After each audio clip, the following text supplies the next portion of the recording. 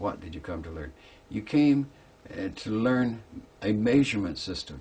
This is a system of opposites, of polarities, and we quickly give them labels like positive and negative, good, bad, these kinds of things. We learn this measurement system, very important.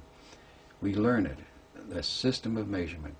And a great system of measurement that we learn is pain, pleasure. And we know, how in the world could you know pleasure if you didn't know pain? The most boring thing that you could do is have a very even life with no pain or no pleasure. You couldn't stand it. You've got to have these, and we search for those pain and pleasure things. We go out of our way to do it. So if you think in terms of the whole concept of living here to learn measurements, now that's the first. The second is very interesting, is that you learn to manipulate energy. I move my arms like this, my hands, I move my eyes and so on. I'm manipulating energy to do that. That's a use of 5 or 6 types of energy that let me move my arm. And we learn these very automatically. And I can tell you from deep personal experience that that simple ability that we take so much for granted of learning to manipulate energy is incredibly valuable in other energy systems. You'd be amazed how much value that we think are ordinary things. Keeping your balance, for example. We automatically learn how to stay balanced in this gravitic pattern. But over there, it's wonderful. You can use these kinds of things. So these are the 2 key things, but the most important thing of all. We came and we come here to learn and acquire an intellect. It's strange. An intellect. We acquire, intelligence is not enough of the word, an intellect, an analytical ability. We come here to learn that. We use the metaphor left brain. We learn to acquire a left brain by living here and being here. That's the real valuable tool that we come and pick up. So you think that combination puts together a being that is a super being, and that's true, except a terrible thing happens, as they say, on the way to the store. We think we come and learn this, and we think we will go and take off and go back where we came from. And I can say without any equivocation, no reservation, no conditioning, that everything, what little, and is not much, I assure you, that I might have achieved so far is totally due to the imposition of my intellect upon what was taking place. Instead of just flying around in the out-of-body state, after I knew it wouldn't kill me, I got curious. And the intellect got curious. What's going on here? What is this that's taking place?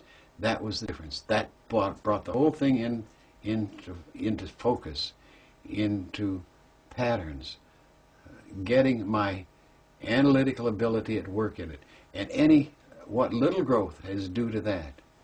Now, the funny thing is, so now we gather all these things. We gather our intellect, our measurement, knowledge, our application of energy, and we're all, as I like to put it, going home with all this bag full of goodies, as it were, to take home and show the local boys how much you've learned and what you can do. The only problem is that when we do this, we forget something that happens, as again on the way to the store, that we don't expect. What's that? Well, if you know about it, then you can have fun. It's where you don't know about it is where it gets dangerous. And that is that we become addicted to being human. And so after we exit this particular life sojourn, we're saying instead of going home and what I call having escape velocity to go home, something has happened in living that life. We've picked up a load factor. There was friction along the way, and that represents it. So instead of moving out and having escape velocity, we start turning along that, and it's our decision, no one else's. That's the important thing. our decision. We say, well, I think I'll go back just once more. And this next time, I think I'll be a male instead of a female. That ought to be more fun. Just once more, and then I'll go home. So what happens is, instead of moving this way, we loop around and go back being a human again. And go back and have another human experience, another lifetime. And we come out again, and we're already this time. But this time we've had even a greater load factor, don't you see? We've slowed up a little more.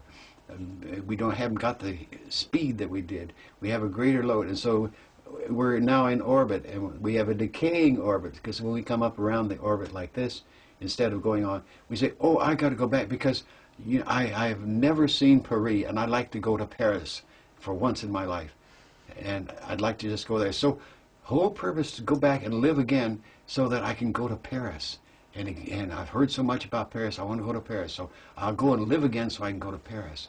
And as you can see, each time you pick up in each succeeding lifetime a greater load factor, so that as you go through this, your orbit decays more and more as you go through this, living these successive lives until you get locked in tighter and tighter and tighter, till you are locked in being human so tight that you forget where you came from. You've lost all of the desire to even depart and go home. You've lost it all, because this is so overwhelmingly addictive that you can't think of anything else but this time, space, physical matter, all the things that take place in there. And no matter how hard you try, you can't get away from it. And the reason being, there's no law, but when you, quote, die, and instead of going home, you make the decision. There's no law that says you have to stay here. You are the one who says, I gotta go back. I didn't eat enough steaks. I didn't have enough strawberries. I didn't have enough children. All these kinds of things. Or I didn't have enough sex. Anyway, that's how we lock in as being human. In so doing this, now the next trick is, well, what happens? Well, why don't we recognize this more and more? Because we are so deeply addicted. So we develop an excuse, which you call belief systems, to rationalize this process. But it's all done in this local traffic human terms. This is the difference. As a result, somewhere along the way, you begin to find cracks in the belief system. You begin to find reasons that don't work quite well. That's the analytical thing coming into it. It says, hey, wait a minute, something wrong here. This doesn't work out. 2 and 2 makes 6. No, wrong. Try again. You begin to find out that there are some holes in the cracks, and that's when you begin to regrow and begin to, so that successively you begin to start on your way out again, and you begin to have a higher and higher orbit as you learn more, and in these successive lives, till finally you got escape velocity, and then you do go home. And that's what it's all about. Bob, are these very provocative ideas the result of your own analytical human mind, or is this information that has come from some source outside of your human mind? Well, that's an interesting question. I would say probably, I can't give you, I'm prone to make percentiles, and I don't know as I can give you an appropriate percentile. It is a combination. Obviously, through the years, I've developed a lot of non-human friends.